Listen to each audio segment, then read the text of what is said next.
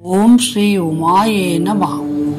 ఉమాసహస్ర వైశిష్టము షష్ఠశతకము చతుర్వింశ స్తబకము శ్లోకము మరియు తాత్పర్యము 10 నుంచి 17 వరకు.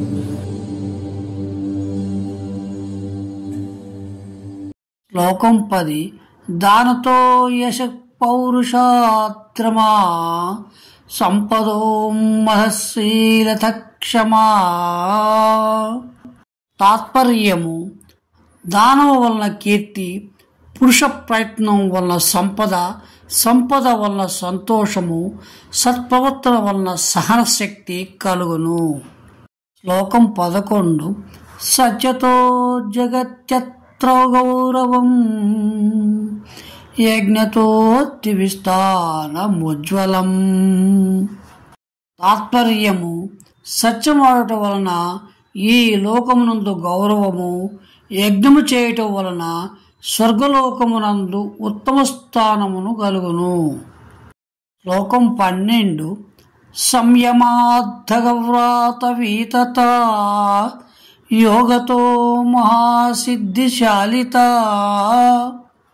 తాత్పర్యము: ఇంద్రియ నిగ్రహం వలన పాప విముక్తి, ఆధ్యాత్మిక యోగనిష్ట వలన ఆత్మ సాక్షాత్కారమనే మహాసిద్ధి కలుగును. సిద్ధులన్నిటిలోనూ ఆత్మ సాక్షాత్కారము శ్రేష్టముగా ఉన్న మహాసిద్ధి అగును. శ్లోకం 13. శర్వనారీ తే పాదసేవయా సర్వసత్ఫలా వ్యాప్తి రగ్రియాయ. తాత్పర్యము: అమ్మా శర్వాణి, శ్రేష్టమైన నీ పాదసేవ వలన సమస్తమైన సత్ఫలములు కలుగును. శ్లోకం 14.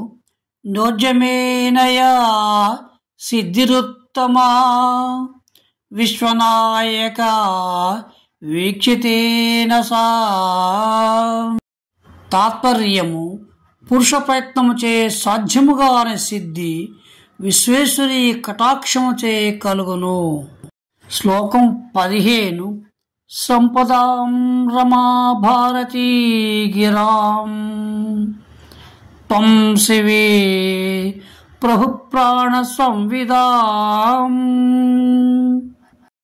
తాత్పర్యము: మంగళరూపిణి మాత, సంపదలకు లక్ష్మీదేవి ఈశ్వరి, వాక్కులకు సరస్వతీదేవి ఈశ్వరి, నీవు జీవనధారణ క్రియాకారణాదులకు హేతుభూతములైన ప్రాణములకు, బాహ్య జ్ఞాన ఇంద్రియ మనోబుద్ధ్యాదులకు ఆధారభూతములైన చిత్తులకు ఈశ్వరివి అనగా దేవి క్రియాజ్ఞాన శక్తులకు ఈశ్వరి అని భావము.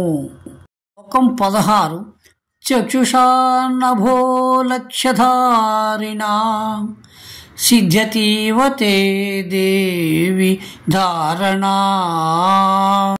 తాత్పర్యము: ఆకాశమునే లక్ష్యముగా దృష్టి యందు ధరించినచో వేరొక దృశ్యము లేకపోవటం వలన శూన్యముగా భాషించినను వాస్తవముగా సర్వవ్యాపకముగానున్న దేవీ స్వరూపము యొక్క గ్రహణమునందు ధారణ సిద్ధించును.